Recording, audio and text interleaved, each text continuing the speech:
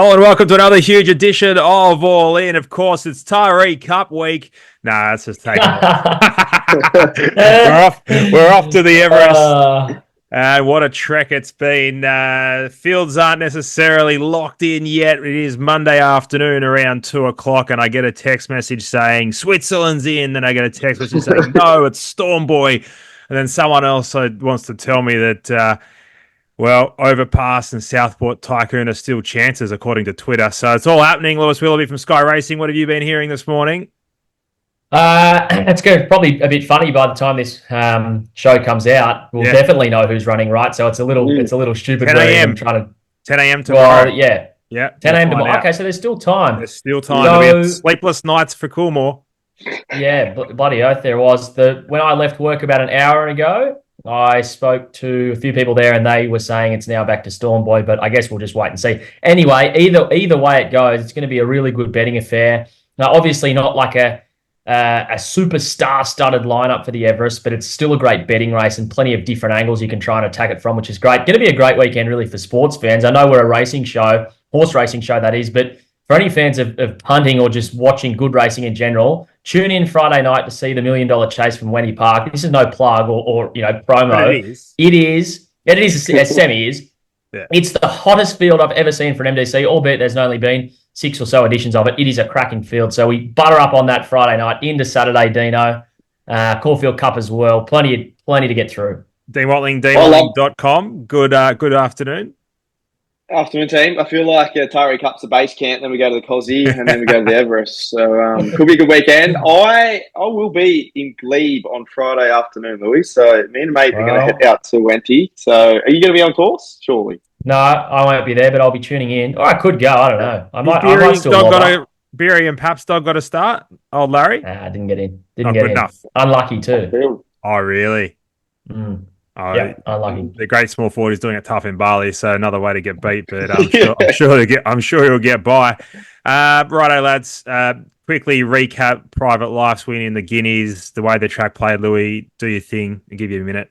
Cover it off. Yeah, okay. A minute's hard, so I'll try and keep it short and sweet. On the day, I was max blow-ups going, this track is full cast. My phone's still going off. I was blowing up big time. Since then, I've obviously listened to some people much smarter than I, which is half the population, maybe more. Dan O'Sullivan's obviously come out and said that was all rubbish about the track bias, blah, blah. What I will say is, I think it's a little Camp A, Camp B. Obviously, when Corfield Rail True gets to a good 3, it does advantage horses on speed. But racing on speed compared to racing last is an advantage anyway. Is it an excuse for broadsiding and Mr. Brightside? I don't think it's a full excuse, but I think you can be slightly forgiving of the fact they weren't able to win. But there's plenty of other factors that may have been. Broadsiding flat second up, who knows? Mr. Brightside not getting the strong 2000, who knows? So there's plenty more reasons than just the track. However, I will say, whenever Caulfield is good 3, or, God forbid, firm 2 or whatever, you want to and have to be on speed. Jimmy Starr proved it wrong.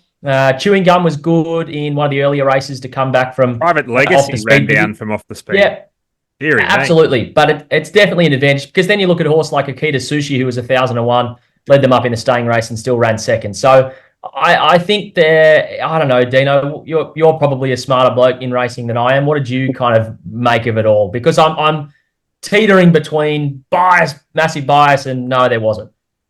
I thought the difference was the lanes. I did a stream earlier on the day, and I think there's a couple of horses. I think Chewing Gum's probably the prime example. Made good ground, but was through the pack. I think we've seen Randwick play a couple of times like that. I'm trying to think of the day. I think it was the Everest day when Nature Strip won, and if you try to come outside him and loop him, and then you saw Masked Crusader went through the field and he nearly won the Everest. So I think that had a little bit to do with it. I haven't had a full look at the sectionals, but I do think that this spring has probably set us up for failure in regards to tracks. I definitely know in Sydney have been incredibly, probably more so favouring horses running on. So I don't know if punters have that in our mind that that's sort of the norm now. But if you go back to last spring and probably every single year, horses up on speed, Gannon preaches it the best, your best chance of winning a race. So I'm like you, Lou. I think there's a bit of everything in there. But in saying that, you're going to be money to be made post that meeting, especially if you can figure out what was the issue. So I think that's the biggest thing to move out of it. But yeah, it's a hard one, Gannon. Right of the week, it's back. Off you go, Lou. Who rode Jimmy Blake Star? Shin. No, of course it's Blake Shin. Come on, Come fair on. dinkum. Turn it up. But I don't want people saying that, well, the bias got proved wrong because of Blake Shin. Yeah. No, Blake Shin had a superior animal and rode the superior race. And he was took the lead mid stages. He was within 2 lengths at the 6. Like he was right there. He was right there. Yeah, a lot to make of the race. What do you do with it? You know, broadsiding, I think, was beaten fair and square by Evaporate. And that horse was $17 and was back and had to sort of truck into the race with no horse to follow, and broadsiding was able to get on its back. So there's a fair bit to take out of the race. Do with it what you will. The Smarties will no doubt make $1 out of it. That's for sure moving forward. So that is key. And I agree with you, Dino. Lanes were everything. But it's a good 3 at Caulfield. Like, you know, it was no real surprise. And I would have said Mr. Brightside might have been a bit more disappointing than broadsiding, Lou. See, I still think Mr. Brightside closed off well enough that I'm really, I could be on my own here, but I'm still not going to toss him over 2,000 metres. You Deny Knowledge is a noted front runner who just will not lay down. Like any other leader, you know, kind of outside of Prodigy. If you had something else leading, Mr. Brightside probably runs it down. Deny Knowledge is a hard one to run down on any day, let alone a good 3 surface at Caulfield. So can we just conclude that Mr. Brightside? They're the 2 types of horses that will, like, he's exposed at a very fast run race with like Prodigy and Deny Knowledge, and without those 2, he's awesome. Is that what we conclude? Yep, that's true. So then in saying that, when you start to talk about, you know, the top echelon of horses on the track, Mr. Brightside, don't get me wrong, he's been an absolute warrior. He's won plenty of Group 1s, blah, blah, blah. But if you can't run down your Pride of Jennies and Deny Knowledges and you need to win when something's not going helter-skelter in front, then it isn't a string of your bow, and you might just be that little bit of rung below when we talk about it in a futures. You know. And Lou, there was a horse trained by Gerald Ryan, I think, that was out in front. Josh Parr was riding and nearly got the better of Winks one day on a track that was hard to make up ground. And she's one of the best I've ever seen. What was it called? Red something? Oh, Red Fan, maybe? Yeah, Red Face. I'll tell you what. It's the way to beat him. And probably the lack of having a good pool of weight for road horses over 16 to 2,000 metres probably hurts Mr. Brightside even more so, because there's just nothing to take him into races. So, like we always say, if you've got tactical speed, you've got an advantage off the bat, and that's what Prodigy's been doing over the last couple of campaigns, and it's working. Righto, let's look forward to the Everest. I was having a laugh at the Tare Cup. Obviously, Sheikh Louis, he's got more horses than Dino has opinions. He's got one going around in the Tare Cup. Celestial Fury going to the. I was like, Zilly got another one going there? No, just staring him up. He does have a few. He has a few hairs and a few horses though. Celestial Fury going to Tare Cup, but who cares? No one cares about that. Tab Everest. I Wish I Win, $5. Bella Nipotina, 6. Growing Empire, 6. Jolly Star, 7. Traffic Warden, 9. Giga Kick, 11. Please. Sunshine in Paris, 11. Geez, that's a forgotten horse, isn't it? Switzerland into 13. Steffi Magneto, 15. Stormboy, 15. I Am Me, 21. Private Eye, 21. Lady of Camelot, 34s. Dino, kick us off the Everest. What are your thoughts? Let's just assume that Switzerland and Stormboy are both possibles. Yep, I saw the radar. Track should be rail true, I'm guessing. I'm pretty certain on that. They tend to always do that. We're expecting, I think, around 30 mils this week of rain. They tend to put around that on irrigation-wise, so don't get too concerned. It should be bang on a good 4, if not a soft 5 come Saturday, which is outstanding for that track and tends to probably suit run-on horses. I think you've got to be an absolute elite nature strip type of front runner to win an Everest out in front. That's my opinion on that. I think the top end this year is vulnerable. They've been winning races, yes, but when you've got no competitors and they haven't been running the figures that I think previous older horses have been running leading into this, albeit they have been going slow tempos in your premieres and co, which probably hasn't allowed them to run figures. Same with I Wish I Win. He's the hard one to figure out because he's come off too many valley runs where it's not suited at all. It's like putting Gannon around a tight turny track. He needs a big Randwick to line up off the back fence. So I really think it's a changing of the guard. We've seen good 3-year-olds run terrific in an Everest, and we've seen elite 3-year-olds win the Everest, such as Yes, Yes, Yes, and obviously Giga Kick, who we probably didn't think was going to be a lead at all leading into it. So I think it's a younger horse, 3-year-old year.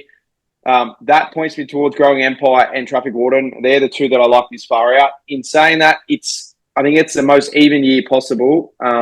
And barriers are going to be everything. I think they've won and lost horses races in this race. Like, I wish probably wins last year if he doesn't draw one.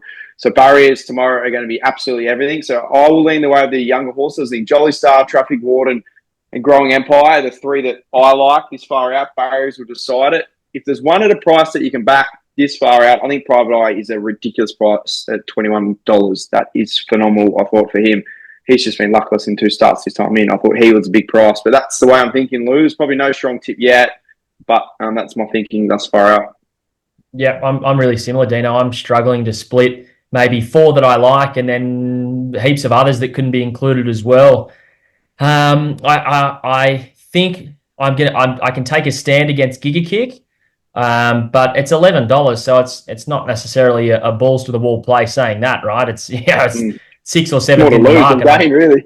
Yeah. So, look, I Wish I Win is probably the one that at this stage I'm leaning against, and it's going to sneak up and get me. I'm such a big fan of the horse, and I know that maybe it hasn't been suited in 2 runs around the valley. 3rd up back to Randwick is so suitable. Bella Nipotina, I think, has been unlucky in the 2 starts and certainly wasn't ridden, I think, to win last start, just given a real quiet time back on the fence. And had it not had to get off heels, it probably wins that race similar to the start prior. Growing Empire, I've got a little knock on a strong 1200. I thought it wobbled across the line when it got nailed by Southport Tycoon last start, and this will be a strong 1200, I think. But then you look at a speed map. Who's going to lead? Is it IME and Lady of Camelot? And then if Stormboy gets in, if it doesn't get in, who outside of those 2 will lead? I know horses can sit on speed, but maybe they don't run this as strong as we think. That's another little question mark to throw in that barriers will probably answer, Dino. I think if I'm going to throw one up at a price, so Jolie Star is probably where I'm leaning at the moment at $7. 3rd up back to form. I think if there's one at a price for me, it's Steffi Magnetica, who probably should have won that shorts first up. My only thing is, did they expect that? Did they expect to be landing in an Everest here 2nd up? I know you can change preparations quite quickly, but this is a horse who maybe I thought would get to that mile stage and be really competitive. It's almost won first up, and now they're in an Everest. Is a little knock, but you go back to a Doomben 10,000, it was beaten a length and a half by I Wish I Win and Bella Nipotina, and they're at the top of the market, and here it is at $15 off a really good fresh run. So it's the one at a price possibly at this stage. But yeah, so much to play out. Can't knock Traffic Warden, Sunshine in Paris Forgotten, and Private Eye. I take your point, Dino. So yeah, such a competitive edition. It's really competitive, and I think the speed map, as you guys have touched on, probably changes a lot. Steffi Magnetica, Louis, to sort of answer your question or respond there, I believe that the plan was always to race on this day, and whether it was going to be the Silver Eagle, the Sydney Stakes, or this race, it was ready to go. And then it's the Golden Eagle, Dino, I believe, is the target beyond this. So she was going to be here, and whether it was a 12 or a 13, begs the question. Much of a muchness. Which right, one well, that's good, be, then, but right? it's much of a muchness. So it's good. really good for you, really positive. Yeah. I'm looking for horses with X Factor in this race. I think she has X Factor. She's got the residual fitness. She's nowhere near her ceiling, which is really important in a race like this, which is like a Giga Kick 2.0 sort of setup where this horse is not near its ceiling. I think we can see improvement. Switzerland's another one of those horses, exactly the same. Blinkers could go on this horse if it turns up. 7-day backup, bit of X factor there, and is a 3-year-old that's not going to sit on speed. I just can't possibly be with horses in this race that want to sit on speed. Just the way that Randwick 1200 meter profiles, I just think it's a negative. And yeah, they'll win. And as Dino, you touched on it, was it Nature Strip, the year that Nature Strip won, it was difficult to make up ground. Yep. Mm-hmm. He was a proper champion. And if he was there at his peak, it'd be $2. Yeah. It'd be dead set. It'd be $2 if he was here. And he's won the race. You're telling me he's won the race with track pattern in his favour. Yeah. So just that alone, I find it very, very difficult to push some certain horses. Let's go through them. Growing Empire, I think, is an absolute star. If you throw Stormboy in the mix, they're going to bring each other undone. The funny thing with Growing Empire, before you push on, Gannon, is they threw blinkers on. They reckon when he has the blinkers on, he doesn't settle. So I'll be fascinated to see what they do here. If they want him to settle, they'll throw him off. If they don't want him to settle, throw forward. So that's like you mentioned, that's big for him. They'll make the right call. Either way, just assume that he's going to be there at his best, whatever that is. And you got IME. Well, she's up against it as an on-speed horse, and you got Lady Camelot. So you got a $21, $34 pop that you'd expect to just go pop at some stage, maybe the 200 meters. You've got Growing Empire, which Louis has concerns on at a strong 1200, and it's a Randwick 1200. So you don't need to be in a queue getting a soft run. You can apply pressure from the outside. You saw Benny Mellum was really aggressive on Traffic Warden. You can't imagine that horse is going to go, oh yeah, I'm just going to take a sit now. So they'll be positive it. The horse, they're just going to follow that pattern again, you'd imagine. I just think it sets up perfectly for a horse that can stalk and go baying. Switzerland and Steffi Magnetic are probably the two, and they're both at big enough prices. You can spec them now. Barrier draws probably don't matter as much for those horses that can just sort of sit off them with a lightweight and go baying, lads. So they're my two. Anything else to add on the Everest before we move on to the King Charles? I'm going to run the stats tonight, but I think it'll be pretty telling the position you've got to be in run. I'm trying to think off the top of my head, but I think outside, leading off rails in run and say that 2 to 3 to 4 pairs back on the outside, I think historically has been big. And you just mentioned the SP prices of the two horses that are likely to lead. I'm thinking the last thing you probably want is to be trapped on the inside with them potentially falling back in your lap. So I think that's going to be massive. The horse that probably gets the 1 out, 3 pairs back or 4 pairs back is going to be the horse that's going to probably find my money out of the 3 that I mentioned, if hopefully one of them draws a gate. But great year. And summation of everyone, I think it's a year that you can have 2 or 3 bets in the race. Don't think that you got to have just one horse. I think this year I would definitely think I'll be having 3 good bets on horses to make a result. I'll throw Traffic Warden in the mix as well, given that he could be more versatile and could just be ridden soft, quieter if they need to. So Barry, that would be my third if I had to throw another one in. King Charles the Third Stakes. Oh, what a race. Protogeny, $2.30. Fangirl, $2.80. Shower Wolf, $6. Amelia's Jewel, $13. Celestial Legend, can he bounce back to his best form? $13. My Oberon, $17. And Dino's favourite horse, Tom Kitten, $17. Louis, King Charles III. Yeah, I don't know. This is going to be a great watch because you know what Pride of Jenny's going to do, and you know what Fangirl is worried about what Pride of Jenny's going to do, and they are the 230 v 280 market elect with $6 the rest. So it's a really tricky one. I think Pride of Jenny bounced back to form really well, but is surely, and I'll be interested in your boys' thoughts on this. Surely nowhere near the level that she was in a Queen Elizabeth or anything like that. Obviously, the bad defeat, the better run, and then the win, but it wasn't a blowout, 5-length victory like she's used to. So who knows there? Fangirl will want to make sure they don't get too far behind because that's a lot of ground to make up, especially only over this distance. And then I think the easy ones to oppose, in my view, is Amelia's Jewel. $13. No, absolutely no way. And I'm going to lead that into my Oberon, who's $17 and is something I'm going to have a bet each way on. How it's longer than Amelia's Jewel, I've got no idea. It was 4 wide, no cover in the Epsom from barrier 20, my Oberon. So a complete forget, but it only ran like 6th or something. It stuck on so well. 7 stakes, 2 starts back. Gave Fangirl some kind of a race, even though Fangirl was pretty eased down late, but still stuck on really well for second. Ran 3rd in the race last year. If the rain did come, a soft 6, whatever, absolutely no worries. $17 and $3.90 a place, barrier dependent. I think my Oberon's a great each way bet if you're just looking to steer away from those at the top of the market. Chillwolf's an interesting one. The Epsom win was great. The form to Elias prior is great. It'll start close favourite in a Caulfield Cup. I just am not sure now sticking to a mile in this race. I still think its best is maybe 2,000 metres.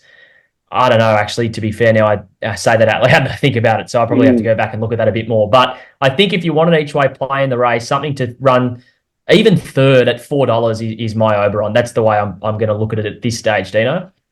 Yep, I think if the rain comes, you're probably even more excited for my Oberon. Does handle it. And that last night effort, good point, Lou. And I think the stable being bullish has come back in great order. The biggest thing for this race, and I know it's an all-in show, but I'm keen to see who Waller accepts with outside of Fangirl. Obviously, Zugotcha and Hinge are in the nominations. Zugotcha's got the invitation.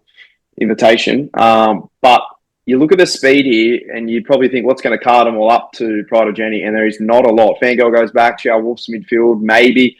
Millie's Jewel probably has a little bit of tactical speed. Celestial Legend, no. My Oberon, probably not. Tom Kitten, no. Pericles, potentially, but the more I look at it, I think it's just advantage Pride of Jenny. I think that last start win told me she's back to an absolute best. Will I be betting this far out? No. I just want to see who else is in the race, Gano, and see which sort of on-speed competitors or rivals she has. But I think she wins this race. I think she's back to the best. Love it. I'm with with Louis in the sense of my Oberon shouldn't be, sixth pick. I think he should be much further up there, fourth pick, and somewhere between Amelia's Jewel and Charwolf, like more around that $9 mark, $10 mark. I think the challenge that they got here, Lou, is just purely because the horse probably can't win the race. Yeah, gives us that value with that the place bet. So that $4, $3.90, the place is a good bet because we just hope that a bit of rain comes and then it's a great bet, and it's still a good bet even if the rain doesn't come. Like it'll be here. It's currently raining at the moment. It's a Monday, but it won't be a good 3. Put it that way. It won't be a Caulfield good 3. It'll be a 4. It could be a 5, and hey, depending on how much rain they got on Friday, there's mixed reports. I've seen anywhere up for earlier in the week it said 20 mils Friday. Now it's saying 8. Other places are saying 3. It's Sydney. We could wake up Saturday morning and it could be pouring. Yeah, I had a quick look this morning on the bureau, and it actually didn't say that much. But you're right, Gano. If it was raining cats and dogs Saturday morning, you'd roll out of bed and go, yeah, sure, of course. You'd just laugh because it's just so it would just be so standard. In fact, it's more than likely to rain if they're forecasting it not to rain. Correct. That is just the great game of trying to guess the weather. So Maya on the place for me, Maya on the place for Louis as well. Dino, just give me a quick summary of your play of the King Charles. Pride of Jenny to win. I would wait for final fields. I just want to see what speed there is around her, to be honest. Righto, let's head to Caulfield. I'll tell you what, the poor track curator, he's under a lot of pressure this week not to have a track that's leader bias. I feel very sorry for him because he's just doing his best, and now you just wait. Will people blow up Deluxe, or will nobody say a word if the back markers can win come next Saturday? Like, honestly, he's damned if you do, damned if you don't for that poor fella. So my thoughts are with him. Don't worry about Tom Magnier having to make a decision. The Caulfield track curator, he's under more pressure than Richie Calendar's buttons. So let's go to the Corfield Cup anyway. Buckaroo 450, Elias 550, Land Legend. Shout out to Rich, you're a good man, I love you. Zardozi $7, Deny Knowledge $13. Try to get myself out of that hole. Warmonger 15, Young Worthy 15, Duke DeSessa 17. And much longer the rest. Louis, a former Victorian guru, will let you kick off for the Caulfield Guineas. Yeah, form of the keyword there for anyone listening. Buckaroo, I think the market's got it right. The top two, the two I can be against are Land Legend and Zardozi at $7. I think Deny Knowledge should be $7, and they should be closer to double figures. The thing with the top two, I know we've been a big fan of Elias going for a while now. Buckaroo beats it last start. Was it a swoopers race? Maybe.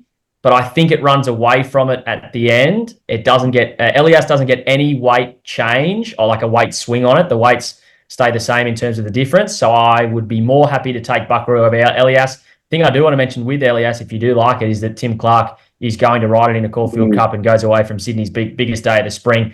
What horse would he have had in the Everest anyway? I'm not sure, but it doesn't matter. It's still a big calling card that he'll go down and ride in this race.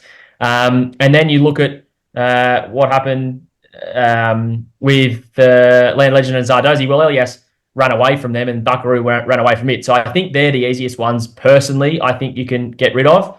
And Deny Knowledge, looking at what her ratings were from that win on the weekend, she's got no weight. She'll be on speed. If it's dry again, why can't she stick on a little bit longer? And $13 and $4 a place, not a bad shout. But between the top two, it's going to be Buckaroo for me. I think it's a different horse, this preparation. Obviously, the 2,400 metres is an unknown, but it's certainly not a negative. Dino?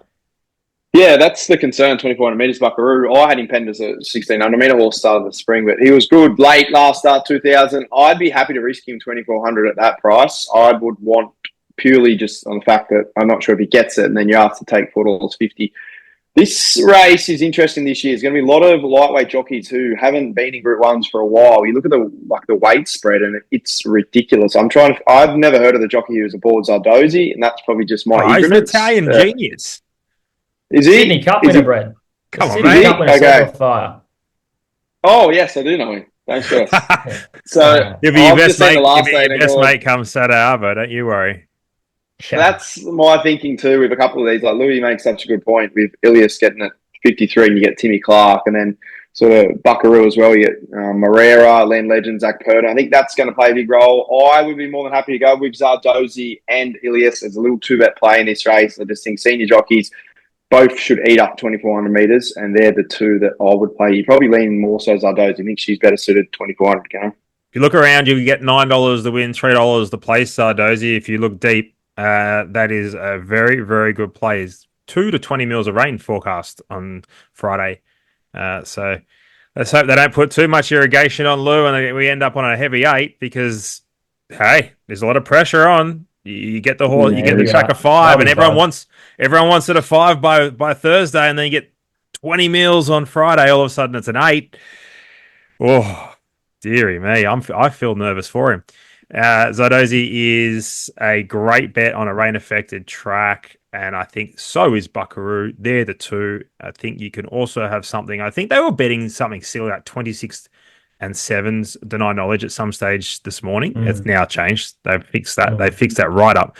I don't think she'll win, but when the rating boys get hold of her with 50.5 kilos, that number will be like, whoa, that's huge. And on the back up, and she'll be 4 make your own luck. Probably just needs it dry.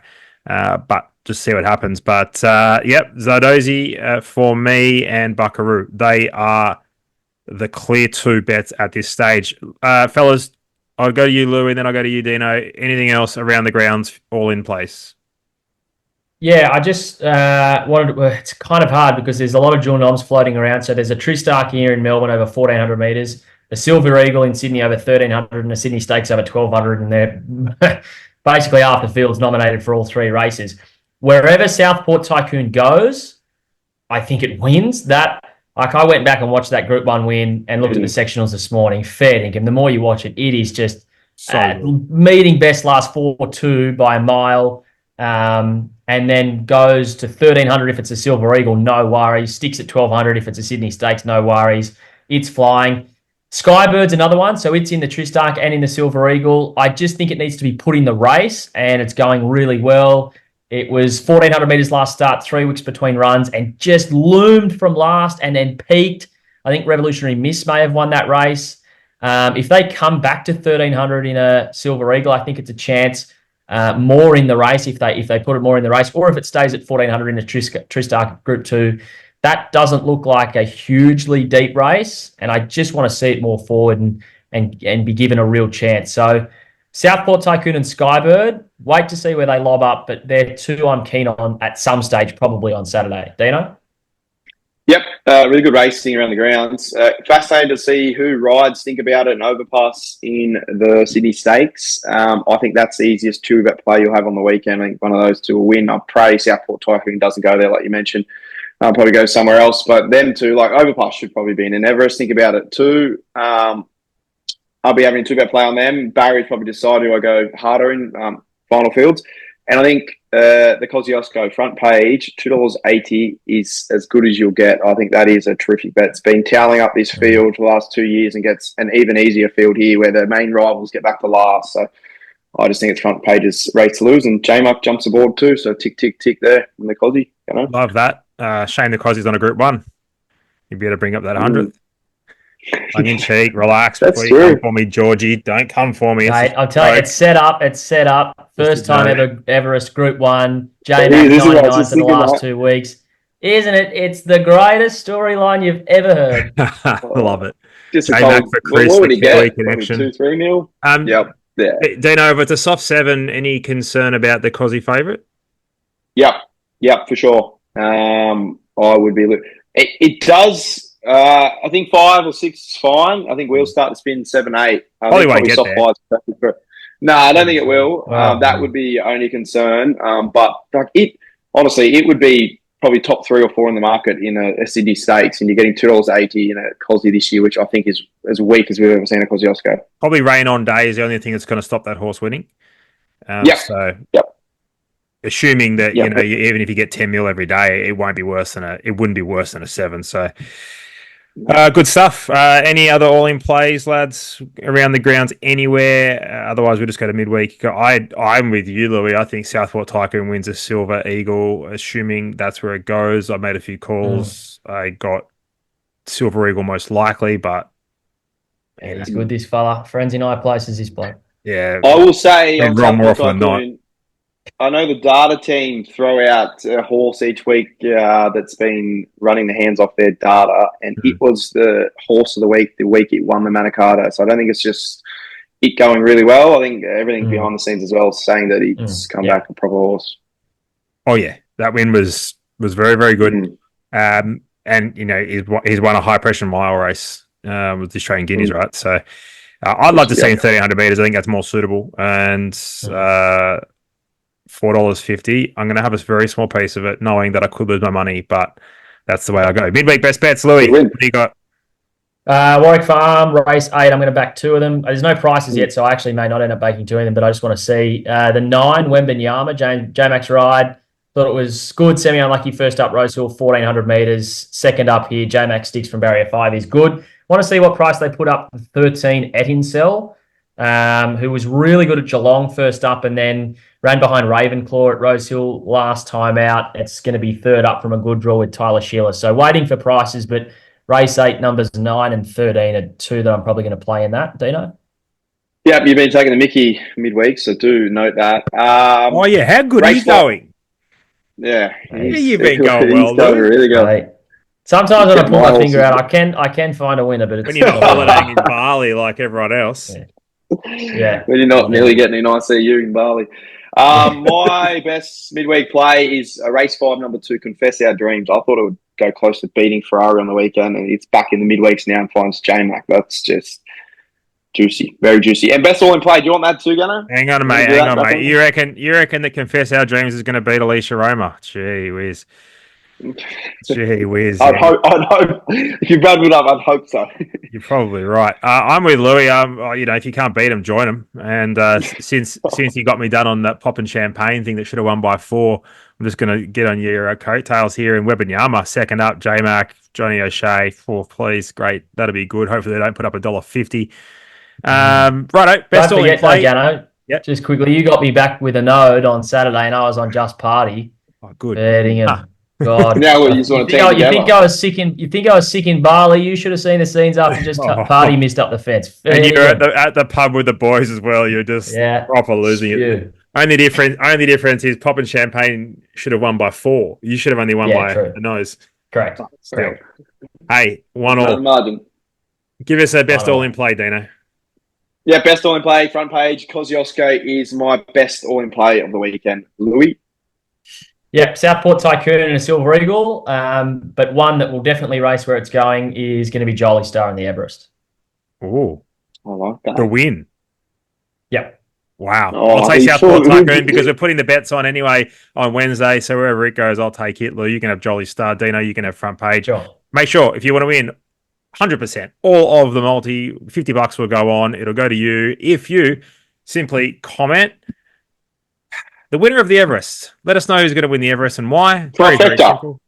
There you go. Trifecta too, been overruled by the great man. The trifecta in the Everest. And don't have to get it right because we'll choose the winner on Friday. And all you got to do is put the trifecta, give us a reasoning as to why, and you'll win the duck race if you give us the best reasoning, I reckon. Because what Luke does is he puts a higher weighting on the best comments. So you put the best comments. Georgie Moore, I'm surprised he hasn't won yet. He's got the longest and the best comments of all time. The great writer was Moore. So anyway, put your comments in, and if you win the duck race, you win the multi. That's it. Hey, that's all in, lads. Anything else before we finish off? Yeah, let us know in the comments of YouTube if you want us to do a show on the Everest itself, Soul on the Everest. Gano said he'll chip in, throw me and Louis a couple of bucks if we stick around maybe on Thursday. I'll tell you what, why don't we do it live from a pub somewhere? I'll buy you dinner and beer, and we'll have a live broadcast with 3 people yelling at us. and away we go. Done. Yeah, I got a rubber arm. I won't. I like Yeah. 3 beers. And Yeah. Right, Just as we're wrapping up here too, it started absolutely bucking down. Beautiful. Well, if you want an Everest preview, what's the code word? What are they? How are they going to let us know, Dino, that they want to preview? Oh God, that's hard. I don't know. Like and share and subscribe. Simple as that. Yeah, We'll be back with an Everest preview later on. Bye for now.